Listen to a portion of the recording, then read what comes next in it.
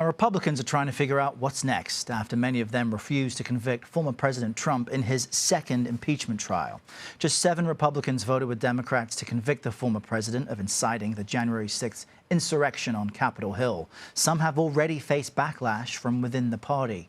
The 57 guilty votes made this trial the most bipartisan impeachment in U.S. history. But it was still 10 senators shy to prevent Mr. Trump from running again in 2024. Members of the GOP are scrambling now to decide how the former president should factor into the party's future. And among those trying to influence that outcome is Senate Minority Leader Mitch McConnell.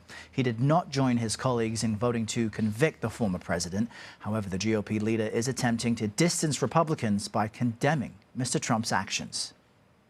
President Trump is still liable for everything he did while he was in office as an ordinary citizen. We have a criminal justice system in this country. We have civil litigation. And former presidents are not immune from being accountable by either one. Now, it is not clear right now whether the former president will face criminal or civil charges for the January 6th riot. However, his legal troubles are far from over. Take a look at this. Just a handful of the legal problems the former president faces. Fulton County, Georgia, is investigating his call with the Georgia Secretary of State. In that call, he asked Brad Raffensperger to, quote, find votes to overturn his loss to President Biden. Prosecutors in New York have opened criminal and civil probes against the Trump Organization, and Mr. Trump faces defamation suits from 2 women who claim he sexually assaulted them. CBS News legal expert and analyst Rikki Klieman joins us now from Hampton Bays in New York to speak about what could be next. Rikki, always good to see you. We mentioned some of the cases the former president now faces. What kind of charges could those investigations lead to, and how do you see those cases progressing? I'm going to start with New York because it has been going on the longest. New York has criminal investigation by the district attorney in New York County, which is Cy Vance, and that is Manhattan. He is dogged, determined, he's highly ethical, and he has been looking into allegations of tax fraud, bank fraud, insurance fraud. This all began back at the time, which seems like ancient history now, of the payments to Stormy Daniels and Karen McDougal as hush money. But that investigation by Cy Vance has blossomed into a major look at Donald Trump's personal finances and the finances of the Trump Organization. They are engaged, these 2 litigants, with Cy Vance, going all the way up and back to the United States Supreme Court for Cy Vance to get about 8 years of tax returns. That's what he's waiting on now. Whether he's going to hold off until he gets everything or go forward sooner, that remains to be seen. The civil investigation by Letitia James, the Attorney General in New York, she is looking at what Michael Cohen testified to before Congress. That is, the fact that Michael Cohen says, in essence, the Trump Organization kept 2 sets of books. When they wanted loans, they inflated the value of their properties. When they wanted to pay taxes or had to pay taxes, they deflated the value.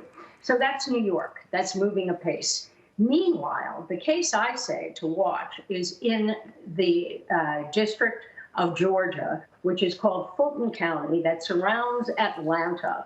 We have a new district attorney there. She is highly aggressive.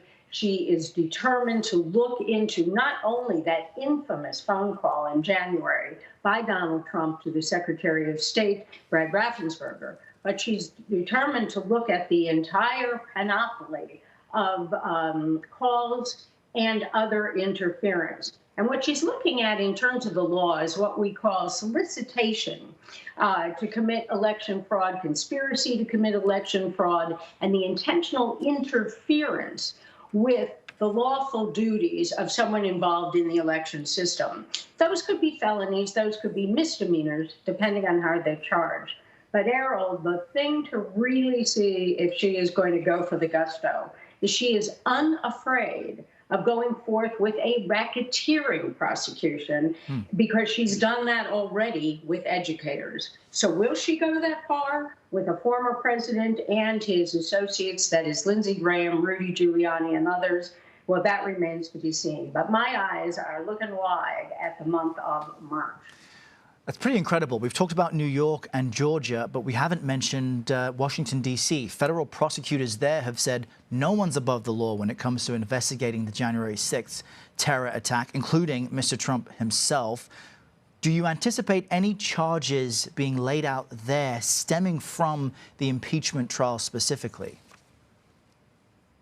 But it's a highly political calculus as well as a legal calculus. You have a local prosecutor there who deals with municipal ordinances, and he has made some noise that he would like to charge the president with a misdemeanor for the inciting of violence. I think if we get to that level, we're looking fairly petty, that we should not be dealing with a misdemeanor charge to get former President Trump back to Washington. You couldn't do that by trying to extradite him on a misdemeanor. So what are we really looking at in Washington? Well, Merrick Garland, it is assumed, will be confirmed as the new Attorney General. He has to decide, not only based on the investigation and the law, if he should go forward with charges as serious as the incitement to insurrection, which would carry a 10-year count, that's what we call inciting a riot, or if he should go all the way to a seditious conspiracy, which is a 20-year count. But what he has to consider also is the political calculus. Joe Biden is very clear.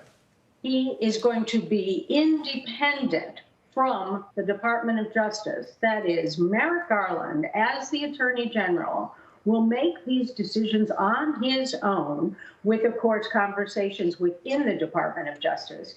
Merrick Garland is not going to be beholden to the moods, the whims, the ideas of the White House, as we have seen in the last 4 years. Well, does Merrick Garland really want to put a former president in the oldest living republic democracy that we have in the United States of America? That's a mighty big decision indeed. So political plus legal. The question is really wide open.